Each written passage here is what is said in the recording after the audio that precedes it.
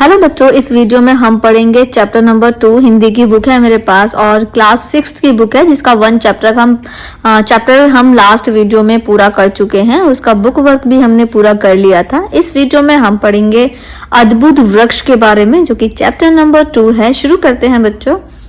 तो देखिए यहाँ पर सबसे पहले दिया हुआ है कि आज कृत्रिम चकाचौंध वाले कंक्रीट के जंगलों में रहकर हम उस अद्भुत सौंदर्य से दूर होते जा रहे हैं जो अलग अलग वनस्पतियों के रूप में बिखरा पड़ा है। यानी कि हम जो है पेड़ पौधों से दूर होते जा रहे हैं। कृत्रिम चकाचौंध मतलब यहाँ पर बिल्डिंग बन गई है, मॉल बन गए हैं और ये ऐसी चीजें बन गई हैं जो कंक्रीट से बनी हुई है और हम पेड़ पौधों से, वनस्पति से अलग होते जा रहे हैं। तो इसका कहने का मतलब ये है, इसीलिए हमें यथासंभव वृक्षों का संरक्षण व संवर्धन करना चाहिए। प्रस्तुत पाठ में कुछ ऐसे पेड़ पौधों की रोचक जानकारी प्रदान की गई है जो ज्ञानवर्धक भी है और विस्मयकारी भी। तो इस चैप्टर में हम पेड़ पौधों की जानकारी के बारे में, यानी पेड़ पौधों के बारे में सीखने वाले हैं, जानकारी लेने वाले हैं। शुरू करते हैं। प्रकृति रहस्यों से भरी पड़ी है। यानी जो प्रकृति, जो पेड़ पौधे हैं, ऐसी बहुत सारी प्रकृति में चीजें जिनको हम जानते तक नहीं है। तो ये इतने सारे रहस्यों से भरी पड़ी है जिनको हम जानते भी नहीं है। अपने मार्ग सुलभ स्नेह से इसने अपनी सभी संतानों को विलक्षणता के अलौकिक अनुदान दिए हैं। अकेले मनुष्य ने ही इसका दुलार पाया हो ऐसा नहीं है। यानी कोई ऐसा मनुष्य नहीं है कि जिसको सिर्फ एक ही मनुष्य को प्यार मिला हो। ये प्रकृति है, सभी को हवा मिलती है इक्वल, उसने सभी इंसानों को इक्वल चीजें दी है। सभी को पानी मिलता है, हवा मिलती है, वायु मिलती है और बहुत सारी चीजें, पहाड़ सबके लिए हैं। तो ये जो प्रकृति की जो देन है तो वो सबके लिए इक्वल है। अकेले मनुष्य ने ही इसका दुलार पाया हो ऐसा नहीं। यानी जानवरों को भी और पक्षियों को भी, सभी को इसका जो स्नेह है वो सभी को मिला है। वह भले ही अपनी क्षमताओं से गर्वोन्नत मदोन्मत्त हो उठे, लेकिन यह उसकी अहम वृत्ति है। यदि वह अपनी इस अंधता की पट्टी को उतारकर चारों ओर देखे तो उसको पता चलेगा कि उसकी सांसें भी जड़ कहे जाने वाले पेड़ पौधों का अनुदान है। जिन्हें हम जड़ कहते हैं, उपेक्षित समझते हैं, उनकी भी क्षमताएं कम रहस्यमय और विलक्षण नहीं है। कभी तो हमें वे प्यार से भरकर अपना सब कुछ लुटा देते हैं और कभी हमारी कृतज्ञता का दंड देने के लिए हमारा शिकार तक कर लेते हैं।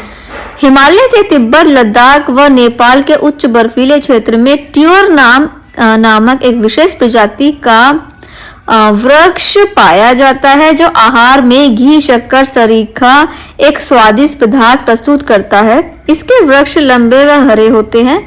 इसके रंगीन व सुगंध युक्त पराग से यहाँ के लोग गुड़ शक्कर बनाते हैं। इसमें लगने वाला फल मीठा और स्वादिष्ट होता है। इसके अंदर की गुठली पेड़ने पर घी, सरीखा, गाढ़ा, चिकना व सफेद तेल निकलता है।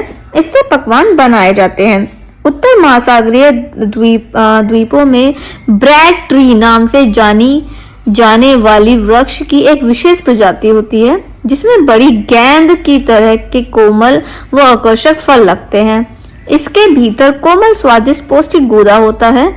वहां के लोग इसे खाते हैं। इसमें काफी खनिज, लवण व पौष्टिक तत्व पाए जाते हैं। उत्तरी अमेरिका में मक्खन देने वाले पेड़ पाए जाते हैं। इनमें अखरोट की तरह के कड़े आवरण वाले फल लगते हैं। इनमें सुखाकर तोड़ने पर अंदर मक्खन जैसे रंग, स्वाद व गंध वाला सफेद चिकना पदार्थ निकलता है। यह अत्यंत पौष्टिक व स्वादिष्ट होता है। इससे 2 सालों तक बिना खराब हुए सुरक्षित रखा जा सकता है।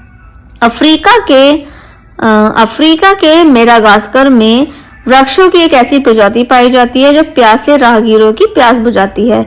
इसके पत्तों की बनावट प्यालों की तरह होती है। इसमें वर्षा का पानी इकट्ठा हो जाता है।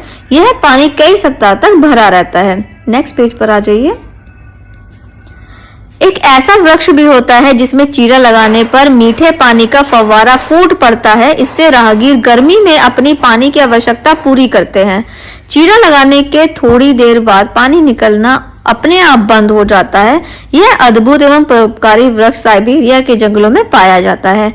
इसकी विशेषता के कारण इसे फाउंटेन ट्री कहा जाता है। वैज्ञानिकों के अनुसार इस वृक्ष में काफी पानी होता है जो सिराओं के माध्यम से दौड़ता रहता है। इसी तरह अंडमान निकोबार में कुरवाव या कैलेमन अंडमानिकस नामक पौधे की प्रजाति पाई जाती है जिसके पर्णवृत्त में पानी पाया जाता है। क्षेत्रीय आदिवासी पानी न मिलने पर इसी से अपनी प्यास बुझाते हैं। एक ऐसा आरोही पौधा भी पाया जाता है जिसकी पत्तियां व तने के रस को पानी में मिला देने पर पानी बर्फ की तरह जम जाता है। इसकी इस विशेषता के कारण इसे जल जमनी या वाटर फ्रीजर कहा जाता है। हिमालय क्षेत्र में कुछ ऐसे पौधे पाए जाते हैं जो रात में अंधेरे में रेडियम व हीरे की तरह चमकते हैं। सोम औषधि नामक एक पौधे में प्रतिपदा की चांदनी से पूर्णिमा की रात तक 15 पत्तियां लगती हैं। अमावस की रात तक सभी झड़ जाती हैं और पौधा सूखी लकड़ी के समान दिखने लगता है। वह रात को चमकता है। और कुछ ऐसे पौधे भी पाए जाते हैं जिनके तने से निकलने वाला विशेष प्रकार का रस अंधेरे में चमकता है। कवकों में कुकुरमुत्ते की कुछ प्रजातियां रात में कई रंगों का सुनहरा प्रकाश उत्पन्न करती हैं। पौधे में कुछ ऐसे भी हैं जो पूरी तरह सूखने पर भी पानी में डालने से हरे भरे हो जाते हैं। संजीवनी बूटी के नाम से प्रख्यात पौधा ऐसे ही सदाबहार पौधा है।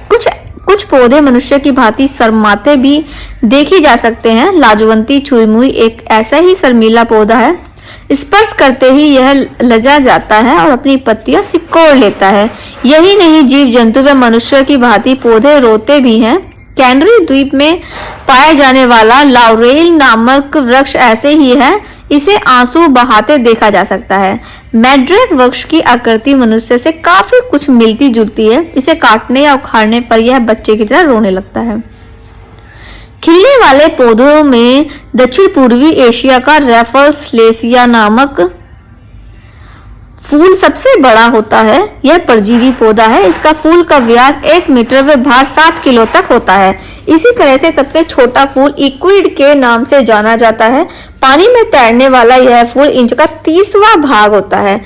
वृक्षों की विशेषताएं की कोई सीमा नहीं है। अब सिकोया जाइकैस्ट्रिया की बात करें तो इसकी ऊंचाई 360 फीट तक होती है। उम्र में 1000 साल से कुछ ऊपर ही होती है।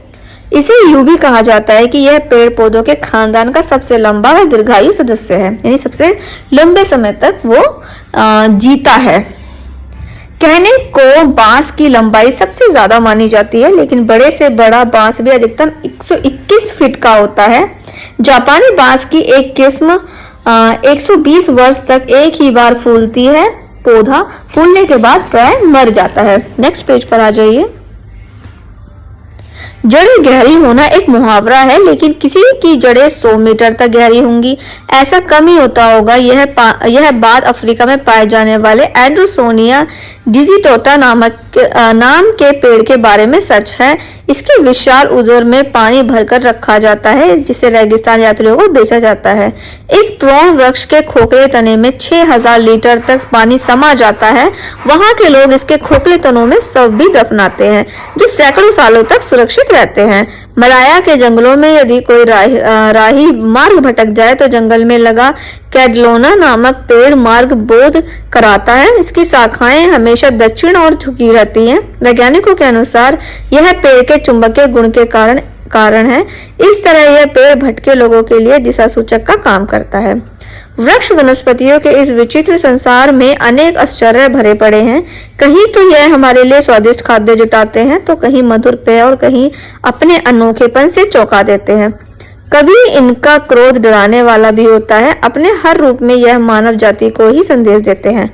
कबीरा गर्व न कीजिए, यानी कि गर्व ना करो। तुम्हारा गर्व बेकार है। हमारी क्षमताएं किसी तरह से कम नहीं है।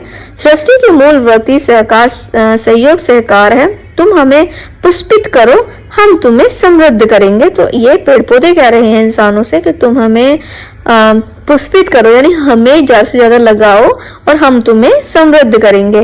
तो क्यों ना मिलजुल कर प्रकृति के अनुदानों का उपयोग करें, परमेश्वर की इस बहुरंगी सृष्टि को सौंदर्य से भर दें।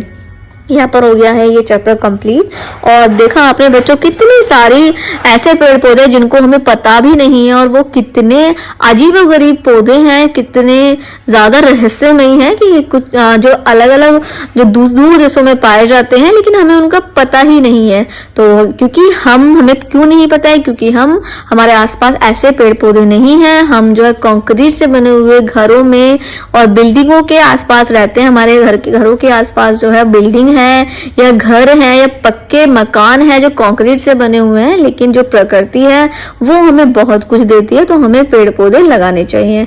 तो यहाँ पर हो गया ये चैप्टर पूरा। इसके बाद शब्दार्थ हैं जो कि आपको नोटबुक में करने हैं। इसके बाद नीचे दिए हुए हैं प्रश्न और जिनके उत्तर मैंने नोट कर दिए हैं, स्क्रीन पर आपको शो हो रहे होंगे, आप चेक कर लीजिएगा। और इसके बाद है अगले पेज पर सही विकल्प, मैंने यहाँ पर ये फिल कर दिया है, खालिस्तान फिल कर दिए हैं। इसके बाद थर्ड वाला है जिसके आंसर आपको अलग पेज पर शो हो रहे होंगे, आप चेक कर लीजिएगा। इसके बाद है बताना है कि ये वृक्ष वो कहाँ पाए जाते हैं, उनकी क्या क्या विशेषताएं हैं, तो मैंने ये नोट कर दिया है, आप फटाफट से अपनी नोटबुक में नोट कर लीजिए।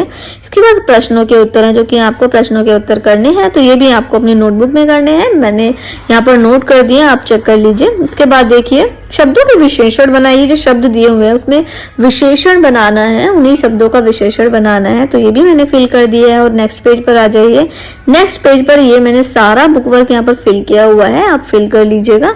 और यहाँ पर हो गया ये चैप्टर कंप्लीट। आने वाली नेक्स्ट वीडियो में हम चैप्टर नंबर 3 को पढ़ेंगे। Thank you.